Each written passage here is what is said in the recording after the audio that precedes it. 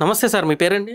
నా పేరు నవీన్ కుమార్ అండి. ఓకే. నవీన్ గారు ఎక్కడుంటారు సార్ మీరు? మంగళగిరి టిట్కో హౌసెస్‌లో ఉంటానండి. ఓకే. సార్ ఏం జరిగింది సార్ మీకు? ఏంటి పరిస్థితి ఏంటి సార్? నాకు నార్మల్‌గా యాక్సిడెంట్ జరిగిందండి. 2021లో మామూలుగా మేము బైక్ మీద ఎళ్తున్నాము వారధి మీద. ఎళ్తుంటే మామూలుగా మేము ట్రాఫిక్ జామ్‌లో ఉన్నాము. తర్వాత మూవ్ అయ్యేటప్పుడు వెనకమాల నుంచి వేరే వెహికల్ అనేది మాకు హ్యాండిల్‌కి డాష్ ఇవ్వడం జరిగింది. అయితే దానికి మేము రైట్ సైడ్ పడ్డాను. డ్రైవ్ చేసిన అతను లెఫ్ట్ సైడ్ పడ్డాడు. అయితే నేను రైట్ సైడ్ పడ్డంగానే ఎమ్మటనే మనకి అప్పుడే మూవ్ అవుతున్నాయి కదా వెహికల్స్. లారీ అనేది మనకి వెంటనే వచ్చి 2 లెగ్స్ మీద ఎక్కడం జరిగింది. అయితే నా రైట్ లెగ్ అనేది అక్కడే టోటల్‌గా క్రష్ అవ్వడంతో ఇంకా చాలా లెఫ్ట్ లెగ్ కూడా బానే మొత్తం స్కిన్ అంతా పీల్ అయిపోయింది. మజిల్ కూడా మొత్తం అనేది చాలా దారుణంగా అయిపోయింది యాక్సిడెంట్ అనేది. అయితే వెంటనే నన్ను మన పక్కనున్న మణిపాల్ హాస్పిటల్‌కి షిఫ్ట్ చేద్దామని తీసుకెళ్దామన్నా కూడా మనకు అంబులెన్స్ కూడా రావటానికి దారి లేదక్కడ. ఎందుకంటే ఫుల్ ట్రాఫిక్ సింగిల్ రోడ్ కాబట్టి. అయితే వెంటనే మణిపాల్‌కి తీసుకెళ్లారు ఒక 20 మినిట్స్ అట్లాగా. అయితే అక్కడ మణిపాల్‌లో ఫస్ట్ ఎయిడ్ చేయటం జరిగింది. తర్వాత వెంటనే అక్కడ మనకి 20-25 లాక్స్ దాకా ఖర్చు అయిద్దన్నారు. అయితే మా ఫ్యామిలీ ఏమో మామూలుగా మా డ్యాడీ మా మమ్మీ వెజిటబుల్ షాప్‌లో ఉంటారు. మనది అంత పెట్టుకునే స్తోమత అయితే మనది కాదు. అయితే మేము బయట ఎవరన్నా ఇస్తారని చూడ్డానికి గూడా వెంటనే ఇప్పుడెళ్లి ఒక 10 లక్షలు ఇవ్వండి అంటే ఇచ్చేవాళ్ళు ఎవరుంటారండి. అట్లా ఎవరు ఉండరు కాబట్టి మేము మామూలుగా అంబులెన్స్‌లో వస్తారు గదా! మామూలుగా అట్లా మా అన్నయ్యకి తెలిసిన అతను ఉంటే ఇంకా అన్న చెప్పాడు. ఇది మణిపాల్ అయితే కొంచెం ఎక్కువ రేట్ అయిపోయిద్దమ్మా. మనం బేర్ చేయలేము. అంటే షైన్ హాస్పిటల్ ఉంది పక్కన. నేను తీసుకెళ్తాను రండి. అక్కడైతే మనకి కొంచెం తక్కువ రేట్‌లో అయిపోద్ది. ట్రీట్మెంట్ అనేది మంచిగా ఉంటదని అక్కడికి తీసుకెళ్లారు ఇంకా షైన్ హాస్పిటల్‌కి. మేము వెంటనే అక్కడి నుంచి షైన్ హాస్పిటల్‌కి వెళ్ళాము. ఎళ్ళంగానే ఇంక అక్కడ డాక్టర్ వంశీకృష్ణ సారు నాకు సర్జరీ చేసినాయన. వికాస్ సార్. వికాస్ కాట్రగడ్డ సారేమో ఎండీ అక్కడ. వాళ్ళు వెంటనే నన్ను రిసీవ్ చేసుకున్నారు. నీట్‌గా మొత్తం చూసి ఎక్స్‌రేస్ అవన్నీ తీపిచ్చి వెంటనే నాకు ఆపరేషన్ అనేది చేయడం జరిగింది. తర్వాత వెంటనే ఒక మామూలుగా మనకి మంగళగిరి నియోజకవర్గం ఏం జరిగినా గానీ మామూలుగా విషయాలన్నీ తెలుస్తాయి గదా! ఇంత పెద్ద యాక్సిడెంట్ అయిందంటే మనకి ఆల్రెడీ పేపర్‌లో పడింది. అట్లా న్యూస్ అనేది మామూలుగా నారా లోకేష్ గారి దగ్గరికి వెళ్ళడం జరిగింది. అయితే మామూలుగా ఇప్పుడు ఎవరికన్నా యాక్సిడెంట్ జరిగినా గానీ మామూలుగా మనిషి అన్న తర్వాత ఎవరికన్నా ఉండిద్ది గదండీ! ఇట్లా అయ్యో! పాపం ఇట్లా అయింది అని. అలానే ఆయన మాకు హాస్పిటల్‌కి రావటం జరిగింది. అప్పుడు కోవిడ్ పేషెంట్స్ కూడా ఉన్నారు మా హాస్పిటల్‌లో. అయితే మాకైతే ఇంటిమేట్ చేశారు. ఇట్లా లోకేష్ బాబు గారు రావాలనుకుంటున్నారు. మేబీ వస్తే రావచ్చు. మీరు రెడీ ఉండండని మామూలుగా ఫోన్ చేశారు. అయితే మేమేమో ఎందుకొస్తారులే మన దగ్గరికి అది కూడా కరోనా టైము. లేదు అలా ఏం రారులే మామూలుగా ఆళ్ళు చెప్పుంటారంటే కనీసం వీడియో కాల్ అన్నా చేస్తారేమోలే అని చెప్పారు. ఓకే అని చెప్పేసి మనం ఇంకా అట్లా ఉన్నాము. కానీ సడెన్‌గా సారొచ్చారు. మంచిగా మా హాస్పిటల్ మేనేజ్‌మెంట్‌తో మాట్లాడి, మళ్ళీ నన్ను గూడా చాలా మోటివేట్ చేశారు. మనం ఎందుకిట్లా యాక్సిడెంట్ జరిగిందో జరిగింది. కానీ మన హోప్ కోల్పోకూడదు. స్టోన్‌లాగా ఉండాలి. నువ్వు ఫస్టు మంచిగా నువ్వు సెట్ అవ్వు అన్నారు. జాబ్ ఏం చేస్తున్నావు? ప్రెజెంట్ ఏం చదువుకున్నావు? ఇవన్నీ క్లియర్‌గా అడిగి తెలుసుకున్నారు. నేను చెప్పాను ఇట్లా బీటెక్ చదివాను సార్ నేను. Mechanical engineering. నేను జాబ్ వచ్చేది ఒక 10 డేస్‌లో. కానీ నాకిట్లా అయిందంటే, "నువ్వు మంచిగా ఫస్ట్ సెట్ అవ్వు. నువ్వు సెట్ అయిన తర్వాత నేను నీకు ఏదో ఒక జాబ్ అనేది నేను చూస్తాను. మంచిగా నువ్వు సెట్ అవ్వాలి ఫస్టు. బలంగా ఉండాలి. నువ్వు చూడు నేనున్నాను నీకు" అని చెప్పి మంచిగా నాకు హోప్ అనేది ఇచ్చారు. ధైర్యంగా ఉండు. నువ్వు కంగారు పడొద్దు. నువ్వు కంగారు పడొద్దు. ఏం కాదు. పరీక్షలు ఏమవుతుంది. పరీక్ష పెట్టాడు. ఎందుకు పెడతాడు? ఎందుకు పెట్టాడు? నేను స్ట్రాంగ్ ఉంటుంది. ఏమవుతుంది.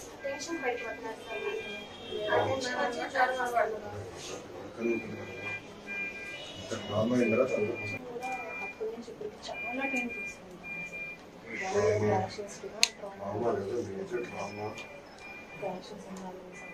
never mind is never prepared for such things. Even psychological గర్వంగా ఉండవు, రిలాక్స్గా ఉండవు, ఏమవుతుంది.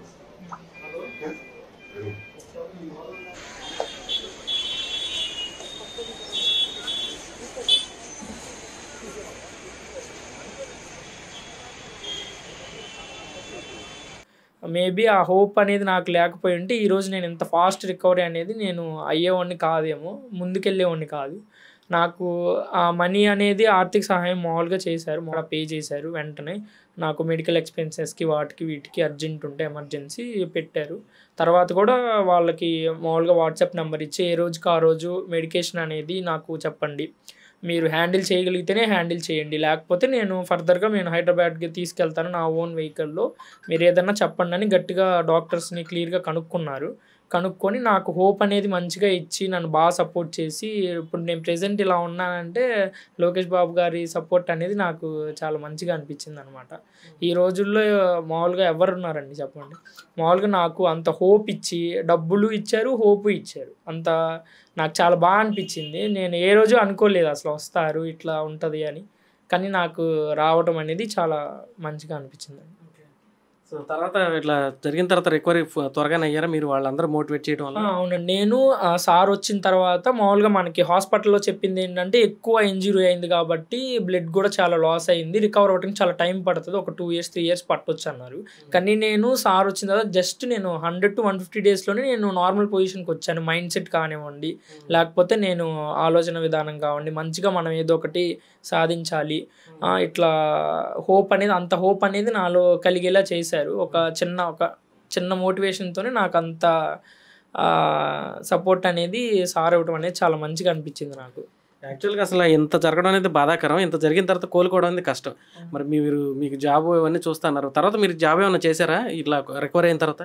రికవరీ అయిన తర్వాత నేను నార్మల్ TCSలో చేశానండి. 6 months TCSలో చేశాను. కానీ నాకు వర్క్ ఫ్రమ్ హోమ్ ఆపర్చునిటీ అనేది ఆ కంపెనీ ఇవ్వమని చెప్పింది మామూలుగా. ఎందుకంటే కోవిడ్ టైంలో 3 సంవత్సరాలు అయిపోయింది, ఆఫీస్కి ఎవరు రావట్లేదని వాళ్ళు తీసేశారు ఆ ఆప్షను.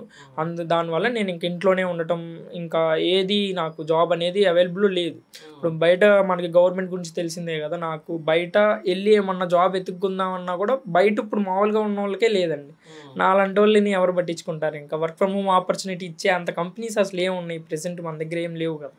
అది దానివల్ల మనకి నేనైతే ప్రెసెంట్ అయితే ఖాళీగానే ఉన్నాను.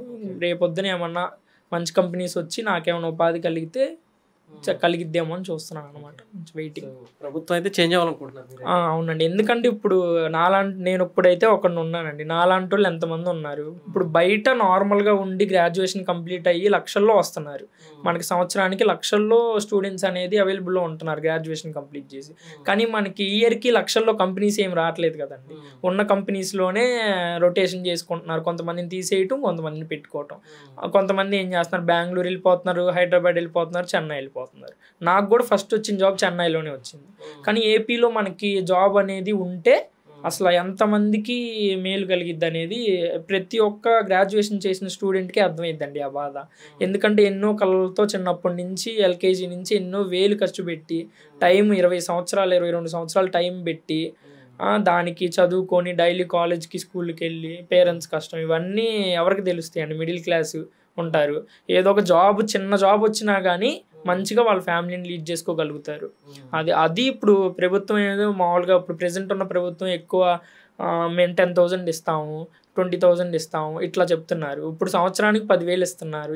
ఎవరికి ఉపయోగపడతాయండి అది? ఇప్పుడు నాలాంటి వాళ్ళకైతే మెడిసిన్స్కి కూడా సరిపోవు, సంవత్సరానికి ఇస్తున్నారు.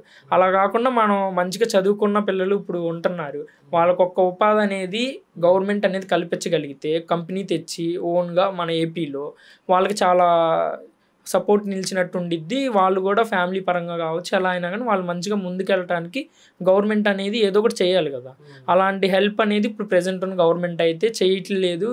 అలాగే మనకి ఉన్న ప్రెజెంట్ ఎమ్మెల్యే గారు ఉన్నారు కదా, ఆయన కూడా మొన్న క్లియర్గా చెప్పేశారు, మేము తర్వాత గెలిచినా కూడా మేము కంపెనీస్ అయితే తెచ్చేది లేదమ్మా, ఇంతకన్నా మంగళగిరికి ఏం కంపెనీస్ రావు, ఉన్న కంపెనీలే అన్నారు. ఆ ఉన్న కంపెనీలు తెచ్చింది టీడీపీ గవర్నమెంట్, లోకేష్ బాబు గారు ఉన్నప్పుడు వచ్చినాయండి అవి మొత్తం IT కంపెనీలు. ఆ కంపెనీలే ఇంకా మేము కొత్త కంపెనీలు తేలేము అని డైరెక్ట్గానే వాళ్ళు చెప్పేస్తున్నారు. ఇంకా మేము ఏ విధంగా మేము వాళ్ళని నమ్మాలి చెప్పండి? ఇప్పుడు లోకేష్ బాబు గారు వస్తే మాకు కంపెనీలు కంపల్సరీగా వస్తాయి అనే హోప్ అయితే మాకుందండి. ఎందుకంటే ఇప్పుడు గవర్నమెంట్ అనేది ఇప్పుడు టీడీపీ కాదు, లోకేష్ బాబు గారు ఇక్కడ ఓడిపోయి కూడా ఓన్ మనీ ఖర్చు పెట్టుకొని ఇస్త్రీ బండ్లు కావచ్చు, కుట్టు మిషన్లు కావచ్చు, తోపుడు బల్లులు కావచ్చు, ఏదైనా కానీ ఇవ్వడానికే ముందుంటున్నారు. కానీ నేను ముందు ఇస్తాను, మీకేం ప్రాబ్లం ఉందో చెప్పండి అని చెప్పి ఓన్ మనీతో కూడా ఇవ్వాలనే ఆలోచన ఉందంటే ఇప్పుడు ఓన్ మనీతోనే చేసేవాళ్ళు రేపొద్దున ప్రభుత్వం వచ్చిన తర్వాత ప్రభుత్వం మనీతో చెయ్యరు అని ఎవరు అనుకుంటారు చెప్పండి మీరు? మాకైతే బలంగా ఉందండి, మేము రోజు చూస్తున్నాము ఎవరేంటి అనేది ఇప్పుడు క్లియర్గా అర్థమైపోయింది మాకు. నేనైతే లాస్ట్ టైం ఓటు వేసాను, ఈసారి కూడా నేను ఓటు వేస్తాను కంపల్సరీగా. నా ఓటు మాత్రం నేను మంచి వైపే, నాకు ఏదైతే ఉపాధి కల్పించే ప్రభుత్వం అని నాకు అనిపిస్తుంది. నేను దానికే ఎవరైనా దానికే వెళ్ళాలనుకుంటారు కదా. ఈసారి నాకైతే లోకేష్ బాబు గారి మీద మంచి నమ్మకం అయితే ఉందండి. ఎందుకంటే ఇప్పుడు ముందుకి వస్తున్నారు, ముందు నేనే హెల్ప్ చేస్తాను, మీకేం కావాలి ఉపాధి నేను కల్పిస్తాను. ఇప్పుడు మనం చెప్తే ఎవరికన్నా మన బాధ అర్థమైంది, చెప్పకుండానే మన దగ్గరికి వచ్చి మీకు ఏమైనా ప్రాబ్లం ఉందా, మీకేం హెల్ప్ కావాలి అని చెప్పి మనకి at a time with in సెకండ్స్లో మనకి ప్రాబ్లం అనేది సాల్వ్ అయిపోతుంది కదా. ఇప్పుడు అంతకన్నా మనకి మంచి ఏం కావాలండి చెప్పండి. అది సో నాకైతే నమ్మకం ఉంది, నాకు మంచిగా జాబ్ అనేది ఫ్యూచర్లో వచ్చిందని నాకు నమ్మకం ఉందండి.